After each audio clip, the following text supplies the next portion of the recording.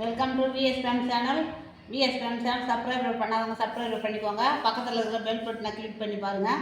இன்றைக்கி இனிப்பு சீடை செய்யறதுக்காக இந்த பொருளெல்லாம் எடுத்து வச்சுருக்குறேங்க. அது எந்தெந்த பொருள்னு பார்க்கலாம் வாங்க. இப்போ அரிசி இந்த கப்பால் அதை இருக்குது பாருங்கள். இந்த கப்பால் 1 கப்பு அரிசி ஊற வச்சுருக்கிறேன். பச்சரிசி இது ஊற வச்சு 2 மணி நேரம் ஆகுது.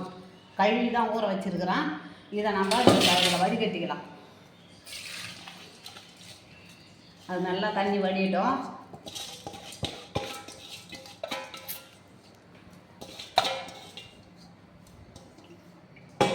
அடுத்தது வெல்லம். இந்த கப்பால் 1 கப்பு அரிசி எடுத்ததுக்கு 3/4 கப்பு வெல்லம் எடுத்துருக்குறேன். தேங்காய் பூ எடுத்துருக்குறேன். ஏலக்காய் தூள் எடுத்துருக்குறேன். எள் எடுத்துருக்குறேன். ஒரு 50 கிராம் உளுந்து. இதை வறுத்து நம்ம பொடி பண்ணிக்கின்னு வந்துடலாம். அது 50 கிராம் உளுந்து வச்சுருக்கிறேன் பாருங்கள். இதை போட்டுக்கலாம். இது நல்லா செவராக வறுக்கணும்.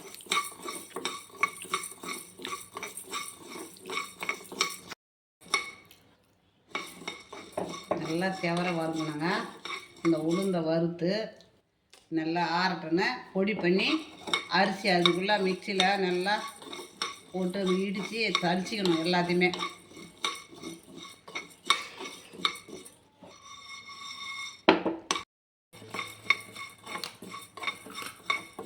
நல்லா செவராக வறுத்துட்டு ஆற வச்சிடணுங்க. ஆறின பிறகு தான் நம்ம மிக்சியில் ஆட்டிக்கணும்.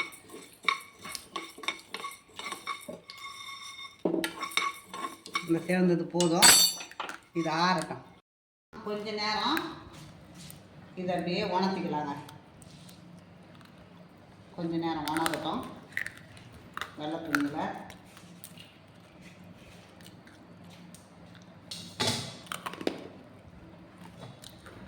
அப்புறம் இடிச்சிக்கலாம் மிக்சியில்.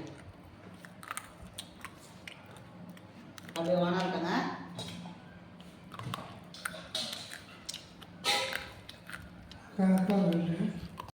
மாதிரி உணர்ந்து இருக்கணுங்க. கையில் பிடிச்சி அப்படி ஒட்டணும். அந்த மாதிரி உணர்ந்து இருக்கணும். இப்போ நம்ம அரைச்சிக்கணும் வந்துடலாம். இப்போ சலிச்சிக்கணும். கொஞ்சம் கொஞ்சமாக போட்டு நம்ம சலிச்சிக்கலாம். வைத்திருக்க முடியும். அது பல்வேறு கலாச்சார, அரசியல் மற்றும் சமூக பொருளாதார போக்குகள் மற்றும் அபிலாஷைகள் கருத்து சுதந்திரத்தை பெறுவதாக குறிப்பிட்டதை பிரியங்கா காந்தி சுட்டிக்காட்டியுள்ளார். மாவு அரைச்சி இந்த மாதிரி சலிச்சிக்கணுங்க.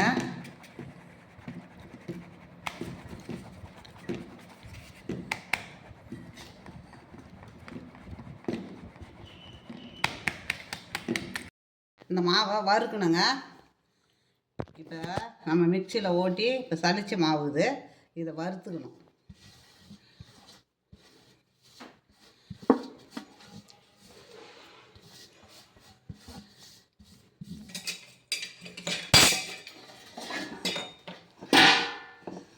சூடு ஏறினா போதும். கோலம் போடுற மாதிரி மாவு வந்துடுதுன்னா, அந்த அளவுக்கு வந்துடுதுன்னா இறக்கிக்கலாம்.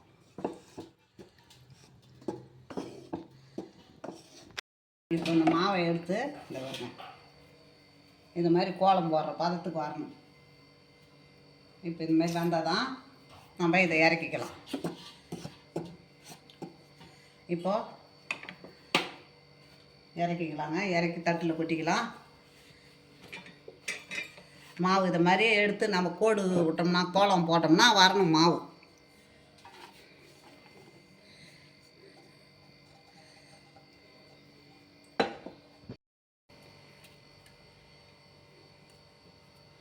இப்போ இந்த வெள்ளத்தை கொட்டிக்கலாங்க. தண்ணி வெள்ளம் முழுகிற அளவுக்கு தண்ணி, அவ்வளோதான்.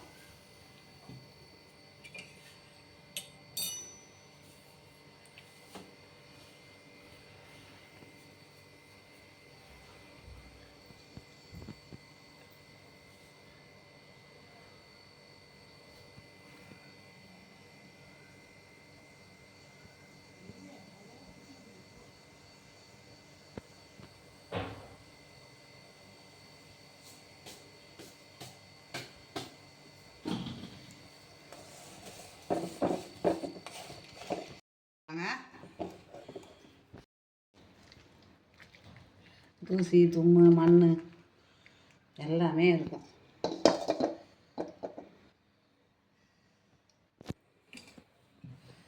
மறுபடியும் அதில் ஊற்றிக்கலாம்.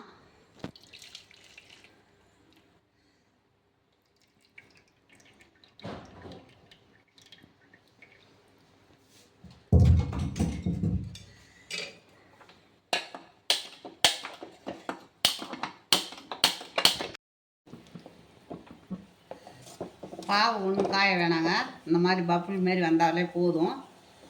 இப்போது அதை பாருங்கள், இந்த மாதிரி ஒரு கம்பி அளவுக்கு, ஒரு கம்பி இப்படி வந்தால் போதும். பாவு அதிகம் காய தேவையில்லை, பாவாக காய தேவையில்லை. இது அப்படி வந்தால் போதுங்க, நிறுத்திடலாம்.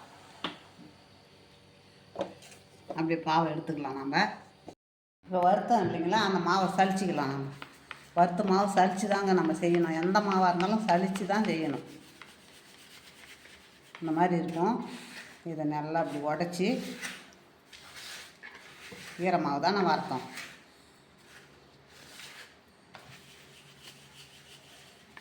ஈரமாவு இப்படி தான் வரும்.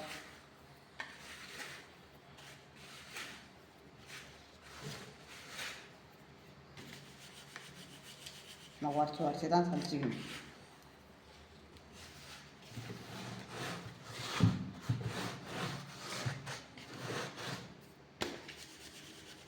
ரொம்ப கட்டி வராது, நம்ம உடச்சிக்கலாம். கொட்டிக்கலாங்க.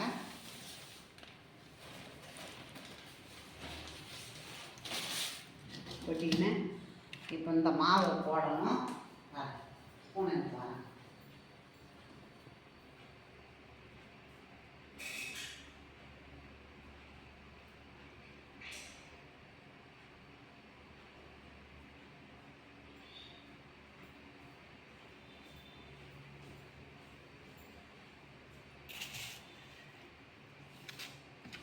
இப்போது உளுத்த மாவு ஒரு ஸ்பூன் போட்டால் போதுங்க. மீதி மாவு இருந்தால் ஸ்டோர் பண்ணி வச்சிங்கன்னா நம்மளுக்கு அப்புறம் தேவைப்படும். இப்போ எள்ளு சும்மா கொஞ்சமாக, அதிகமாக தேவையில்லை. எள்ளு, ஏலக்காய் பவுட்ரு,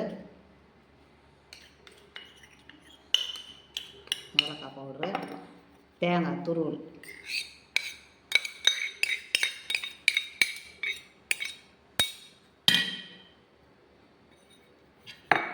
இதுங்களை எல்லாத்தையும் ஒன்றா கலந்துக்கலாம். நம்ம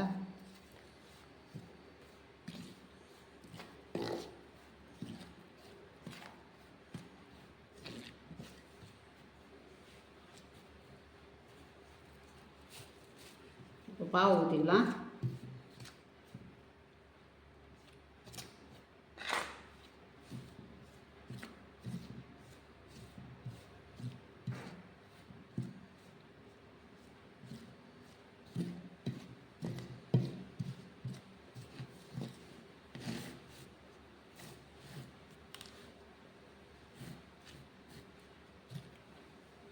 கரெக்டாக இருக்குங்க பாவு.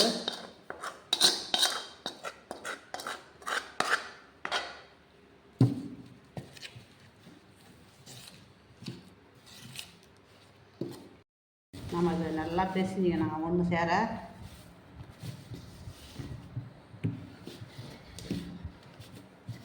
இதை வந்து நிறையா நம்ம செய்தோம்னு வச்சுக்கோங்க. அந்த இதை எடுத்து அப்படியே வச்சுக்கணும்.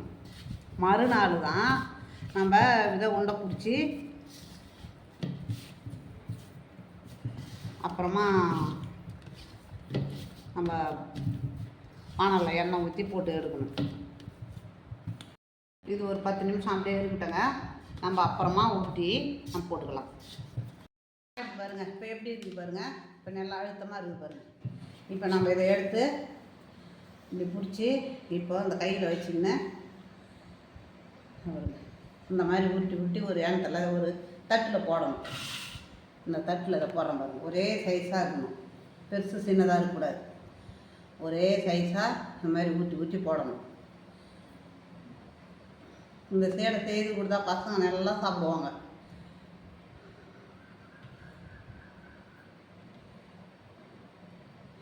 இப்போ இதை மாதிரி தாங்க உள்ளங்கையில் இதை பாருங்க, இப்படி ஊற்றி போட்டுடலாங்க. இது மாதிரி இப்போ எவ்வளோ ஈஸியாக வேலை ஆகும் பாருங்கள். நம்ம அந்த மாதிரி ஒரு கையால் இது பண்ணுறத விட இப்போ எடுத்து ஒரே சைஸாக எப்படி இருக்குது பாருங்க. இந்த மாதிரி தான் ஊற்றி போடணும். பாருங்க. இப்போ நம்ம அடுப்பில் வானலை வச்சு எண்ணெய் ஊற்றி போட்டு கொடுக்கலாம். வாங்க.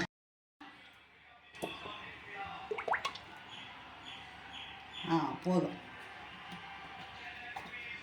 எண்ணெய் காயட்டும். எண்ணெய் காய்ஞ்சிடுதுங்க. இப்போ நம்ம போடலாம் ஒரு உருண்டையாக.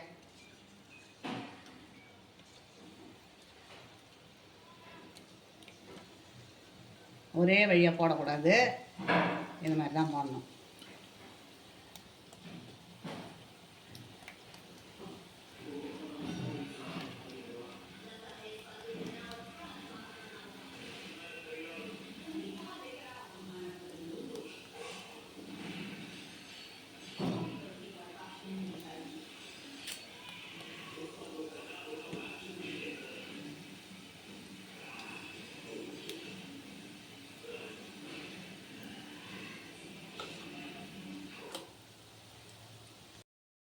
உருண்டை நம்ம எடுத்து இதில் வச்சுக்கலாம்.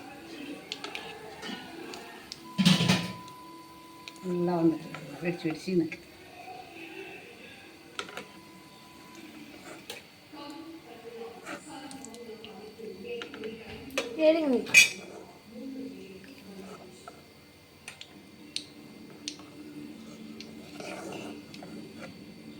எல்லாத்தையும் போட்டுக்கின்னு நான் வந்து காமிக்கிறேன். இனிப்பு சீடை ரெடி ஆகிடுதுங்க. இதே மாதிரி நீங்களும் செய்து பார்த்துட்டு பிடிச்சிருந்ததுன்னா எனக்கு லைக் பண்ணுங்கள், கமெண்ட் பண்ணுங்கள், சப்ஸ்கிரைபர் பண்ணுங்கள்.